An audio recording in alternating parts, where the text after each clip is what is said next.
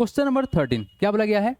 There are 6 section in a class in a school. अच्छा, there are 45 student in each section.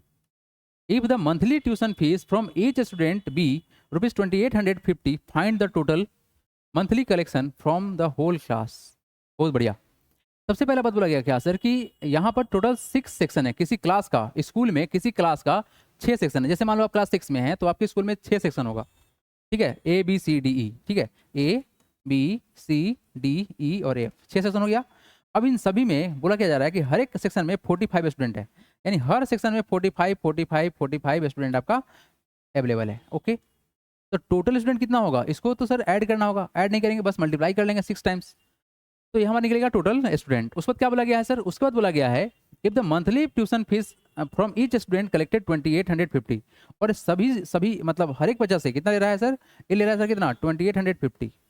तो क्या करेंगे, सभी बच्चा का नंबर निकाल के अगर हम इससे मल्टीप्लाई करें तो हमारा आंसर आ जाएगा, तो वहीं काम करने वाले हैं। तो लिखेंगे क्या, लिखेंगे क्या, गिवन क्या है सर, गिवन क्या है sir, total total section, total section in a class ये कितना है, ये सर 6। अच्छा, and number of student, number of student, number of student in each section, each section कितने हैं सर, ये मालूम है सर कितना, ये है सर कल टू कितना है सर 45। सर हमारे पास सर मालूम चला सर क्या कि सर 6 सेक्शन है और हर सेक्शन में कितना 45 स्टूडेंट है, तो sir total number of student, therefore total total number of student is equal to कितने हो जाएंगे इन a class, in a class, ये कितने हो जाएंगे सर, सर हो जाएंगे कितना 45 इंटू 6 कर लेंगे, है ना। चलिए मल्टीप्लाई कीजिए, 45 को अगर 6 से मल्टीप्लाई करें कितना होगा, 6 इंटू 5 30, कैरी 3, 6 इंटू 4 24 प्लस का 3 227, यानी सर टोटल स्टूडेंट कितने हैं 270 है, ठीक है जी। एंड यहाँ देखिए, and fees collected, and fees collected collected from from each student is equal to कितना है सर, ये है सर ₹2850।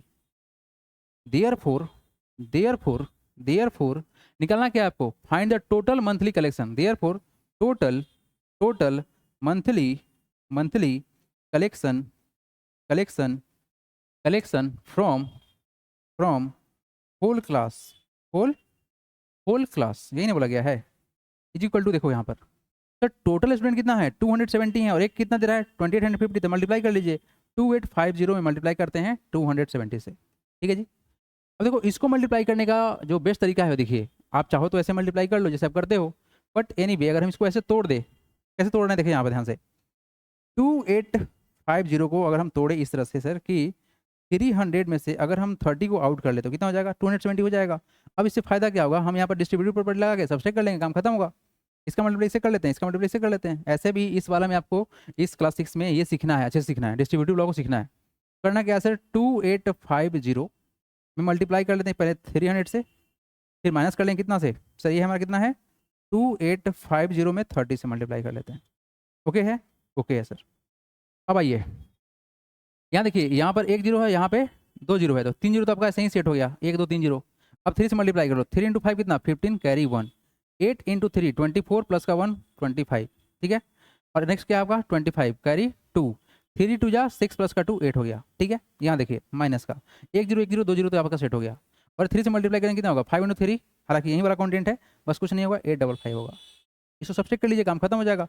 तो अगर हम सब्सट्रैक्ट करते हैं तो क्या करेंगे, देखिए ध्यान से, 855 कितना जीरो है 1 2 3 0 है, 1 2 3 0 है, वहाँ पे कितना है 2 0 है, ये कितना है आपका 5 5 है, 5 5 है 8 है, माइनस कर लीजिए, ये हो जाएगा 0 में से 0 आएगा 0 0 0, ये कितना होगा तुम्हारा, इसे कैरी करेगा कितना हो जाएगा, ये हो जाएगा 10 में से 5 जाएगा तो 5, ये होगा कितना, ये हो जाएगा आपका 4, 14 में से जाएगा 5 तो कितना हो जाएगा 9, ये कितना हो जाएगा आपका 4, इसे कैरी करेगा तो फिर कितना हो जाएगा, ये हो जाएगा 14 में से जाएगा 8 तो कितना 6 हो गया, तो कितना हो जाएगा 7, that is 7,69,500, 7 lakh, it is 7,69,500 is the total collection from the whole student.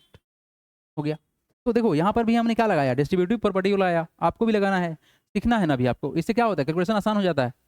But anyway अगर आप चाहते हैं 3 डिजिट का मल्टीप्लाई करना तो कर सकते हैं, कोई दिक्कत की बात नहीं है। बढ़ते हैं यहाँ से आगे, देखते हैं next question 14 number. Question number next देखिए 14 नंबर, देखिए क्या बोला गया है, the product of 2 whole number is 0।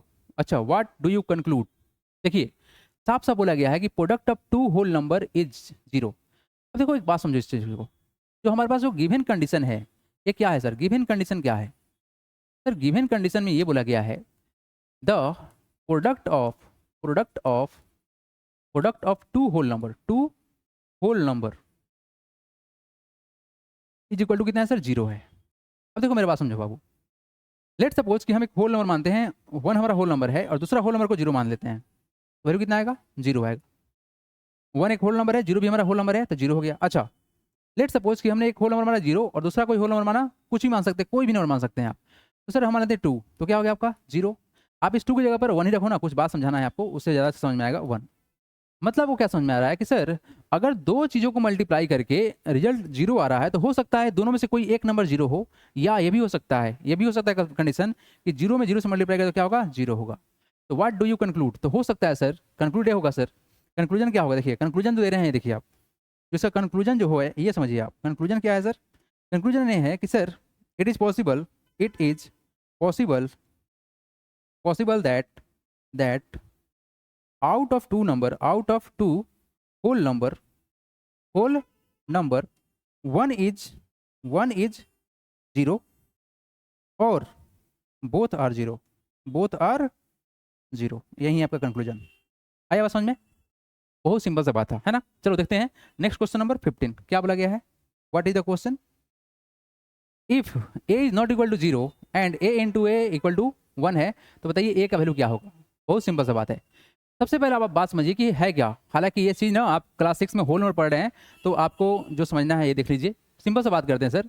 यहाँ कंडीशन क्या है हमारे पास? क्या बोला गया है? गिवन क्या है? देखिए यहाँ पर गिवन देखिए क्या बोला गया है, ए बराबर 0 नहीं होना चाहिए। एंड क्या बोला गया सर? ए इंटू ए का वैल्यू कितना है? 1। It is only possible for whole number when a equal to 1, that is 1 into 1 बराबर 1 होगा। बस इतना ही है। लेकिन थोड़ा सा अगर हम लोग आगे बढ़े, इसको बात को समझना है। एक क्लास 6 के लिए आंसर हो गया, आप आगे देखो यहाँ पर। अगर इस चीज़ को अगर हम लोग समझे दूसरे तरीका से, तो सर देखिए a इंटू ए होता है सर, ए स्क्वायर होता है। कितना होता है? ए स्क्वायर होता है। तो अगर ऐसा कुछ कंडीशन आप समझ रहे हैं कि सर a इंटू ए बराबर है आपका कितना, देखो ध्यान से, a इंटू ए बराबर कितना है? 1 है। तो ये कंडीशन ये भी हो सकता है सर कि इसकी जगह पर हम समझे तो बेसिकली सर a इंटू ए तो ए स्क्वायर होगा, इक्वल टू 1 है। तो अगर आप यहाँ पे देखो, अगर आप 1 रखोगे तो 1 का स्क्वायर भी कितना होता है? 1 होता है। अगर आप -1 रखोगे तो भी क्या होगा? वैल्यू तुम्हारा 1 ही होता है। तो दो बात बन सकता है यहाँ पर कि a का जो वैल्यू है वो हो सकता है क्या सर? -1 भी और 1 भी हो सकता है। तो आगे पढ़ना है सब चीज़, ठीक है। फिलहाल क्लास 6 के लिए इतना ही है और आई थिंक ये वाला एक्सरसाइज कंप्लीट हो गया। तो अगर आपको अच्छे से समझ में आया हो तो प्लीज़ वीडियो को लाइक कर लीजिएगा, चैनल को सब्सक्राइब कर लीजिएगा और इसी आपके वीडियो के डिस्क्रिप्शन में मेरा कॉन्टैक्ट नंबर होगा। अगर आप चाहते हैं कुछ क्वेश्चन को डिस्कस करना जिसमें प्रॉब्लम हो रहा है, तो आप निश्चिंत आप हमको टेक्स्ट कीजिए, डोंट कॉल मी, आप टेक्स्ट कीजिए। चाहे किसी भी तरह का प्रॉब्लम हो, आपका हम प्रॉब्लम जरूर से जरूर डिस्कस करेंगे और लगा इंपॉर्टेंट तो उसके ऊपर वीडियो बना के आपको जरूर भेज देंगे, ठीक है। तो मिलते हैं अगले क्लास में, तब तक टेक केयर, जय Hind, God bless you all.